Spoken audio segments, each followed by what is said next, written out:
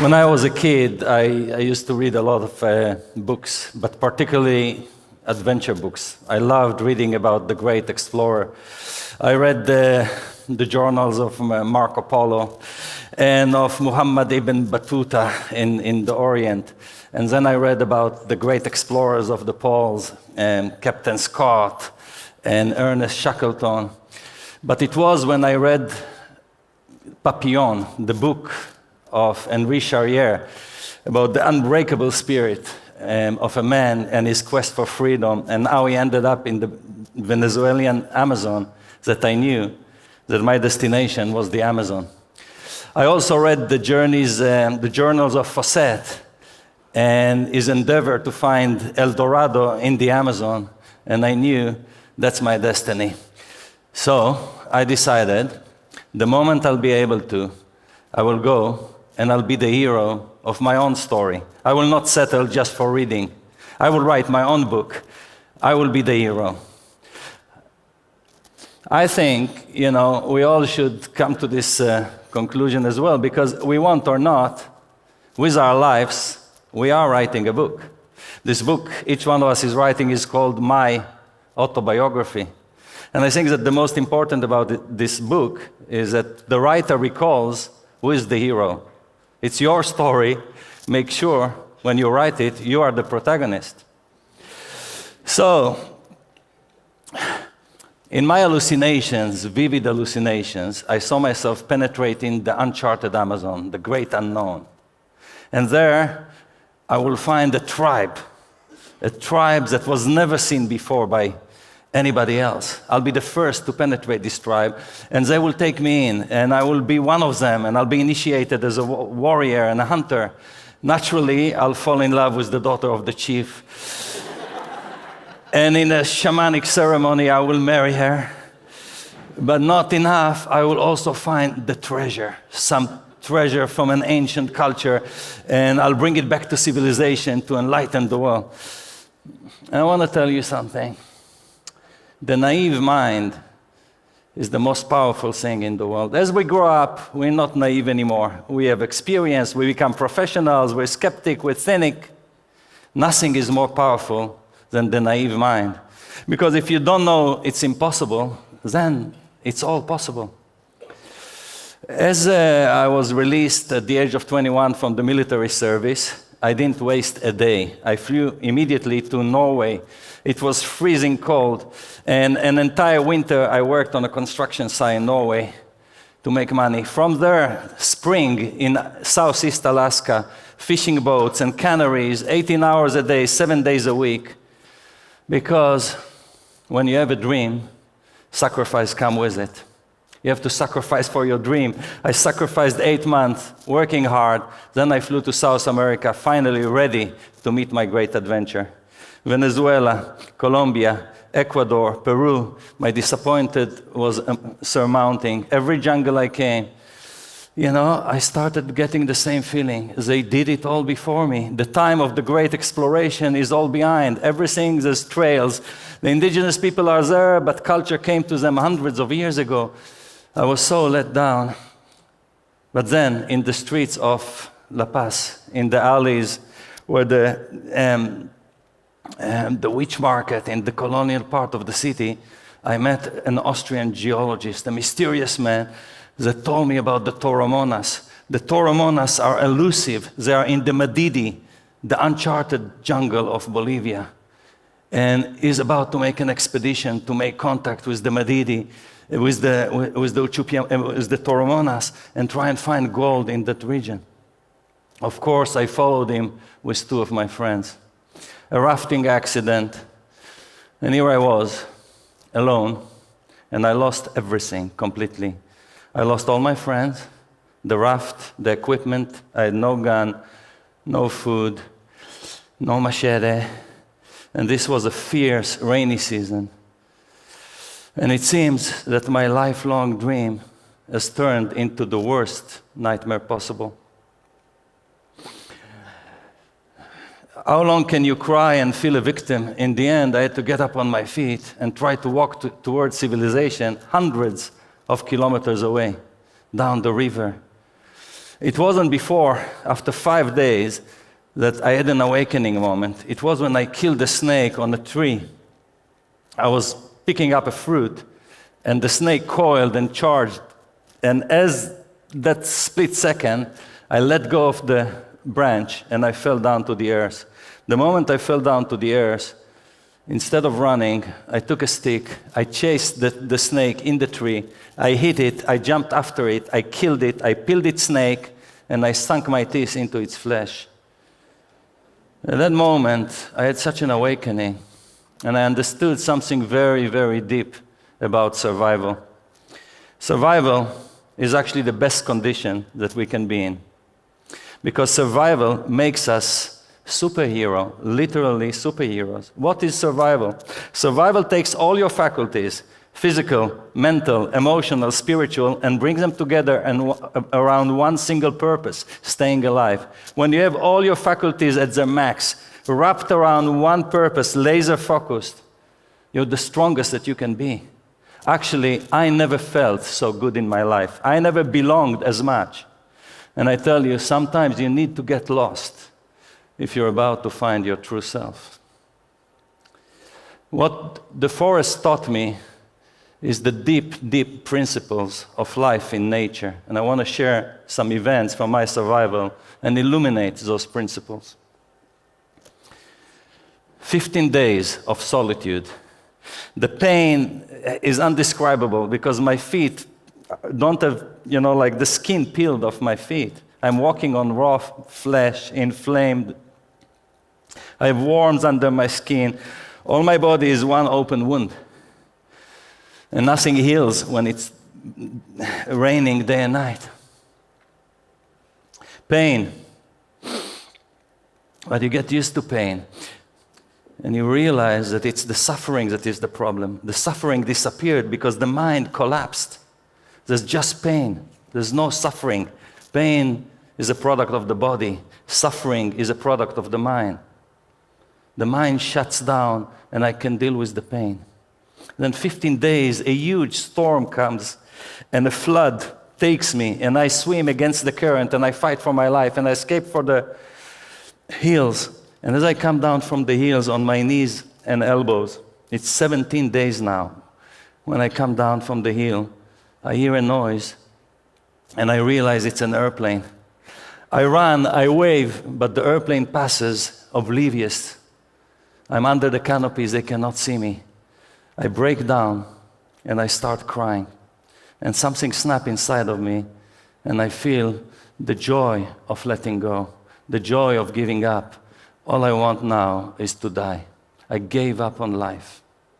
At that moment, life didn't give up on me.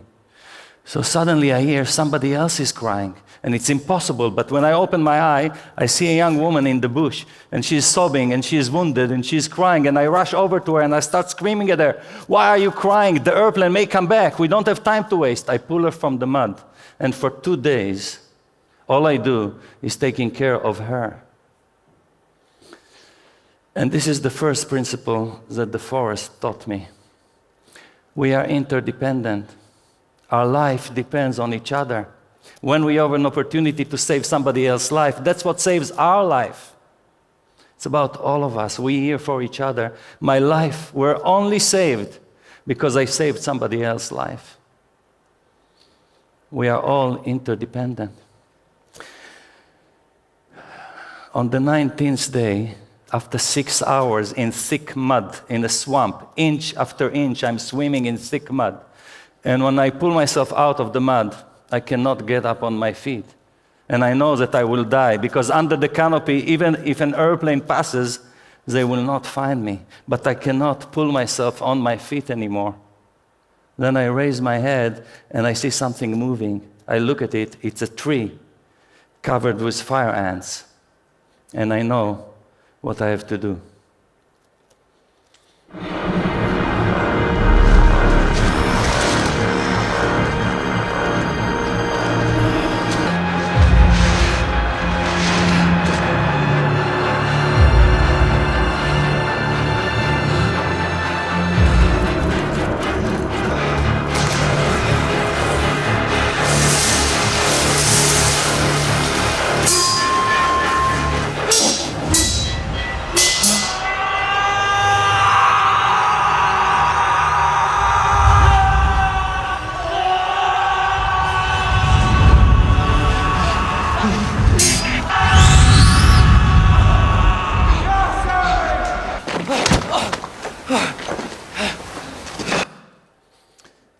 the pain and the hallucination induced by the fire ants, they saved my life.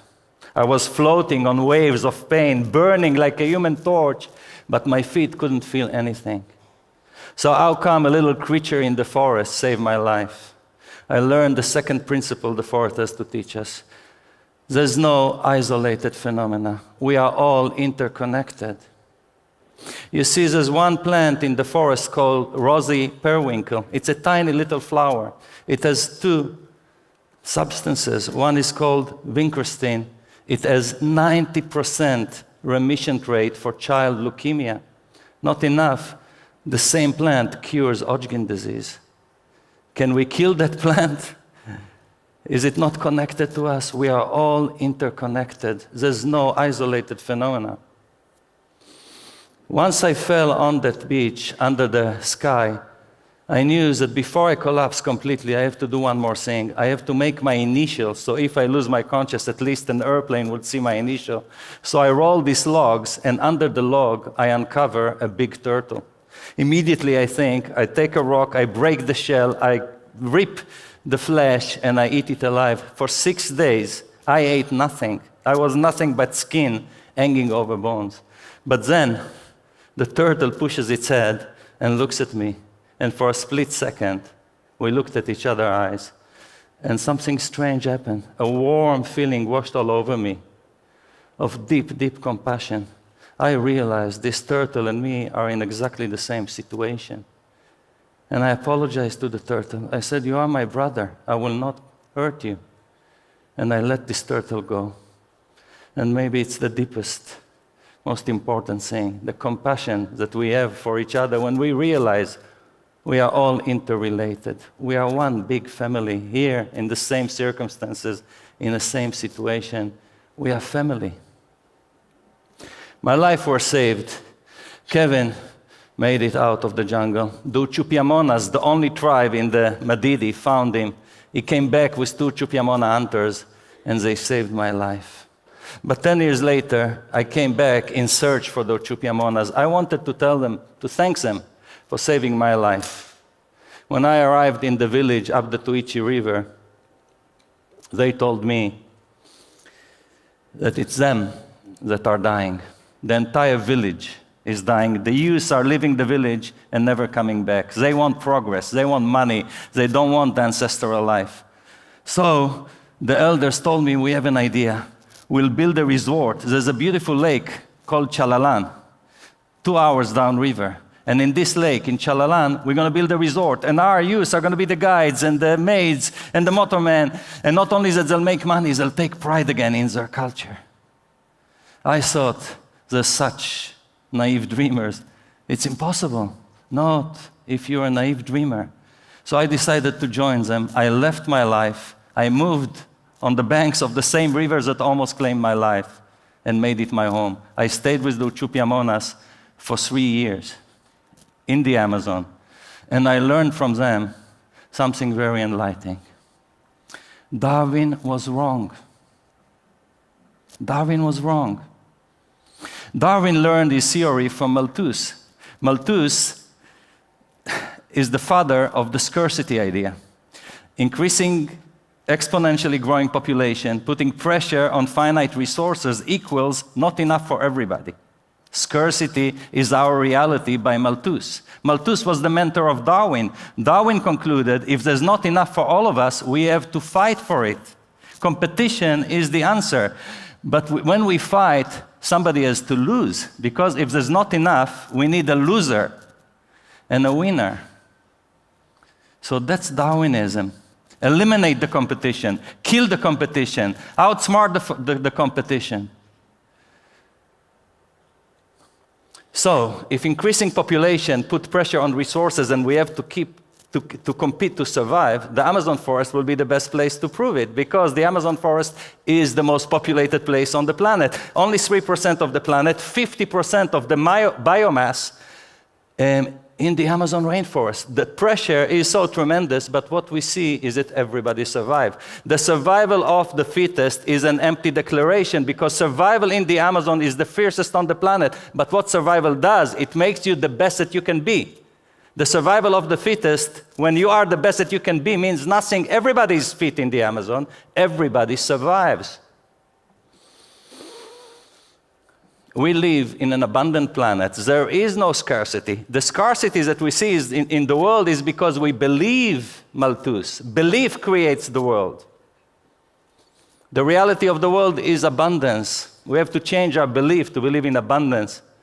How can we kill the competition when we are all interrelated? We are brothers and sisters. We are family. How can we kill our father, our sister, our brother? How can we eliminate them when we are all connected and our life depends on each other? I learned the secrets of the Amazon. And we built the resort. Chalalan was opened in 1995 and has won many, many awards ever since. But in the process, something amazing happened.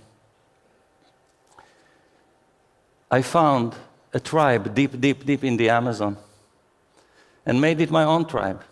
I was initiated by them and became an Uchupiamona. In fact, I was made the ambassador of the Uchupiamona people to the world. And you know what? I fell in love. And I did marry in a shamanic ceremony in the middle of the Amazon.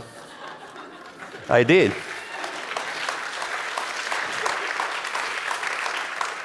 And I even found the treasure and came out of the jungle to share these treasures with you. Thank you so much. What an amazing story. Was that not an amazing story? You left the forest, you left the Amazon, but clearly the Amazon didn't leave you. That's right. So, in your journeys and all the peoples that you've met, do you feel there's a consistent humanity in there? And if it is, how would you describe that? Well, you see, Indigenous people, I want to say something about Indigenous people because we're here and there's Aboriginal tradition. I want to tell you something. We are all Indigenous people. You show me one alien here, please rise. We're all Indigenous people. We're all natural, native, tribal people. This is our home. That's a very important message. We are all Indigenous. And what Indigenous means is a deep connection to the place, to our tradition, to nature. Indigenous people know they are nature. The people that we have become in societies, we think we have to take care of nature. We are above nature. We take care of, if we're good people, we take care of nature, but we're not nature. Indigenous people know we are nature. When you know you're it, as I say, you understand the base principles. We are all together. We are all one thing. We are on one living organism. When you know that, not intellectually, but by your way of life, that is very important to preserve. The Amazon and its people and its tradition are something that we need. And it's very important that we don't see it as something external and not do something good to help them. There are no them. There are no them. Beautiful.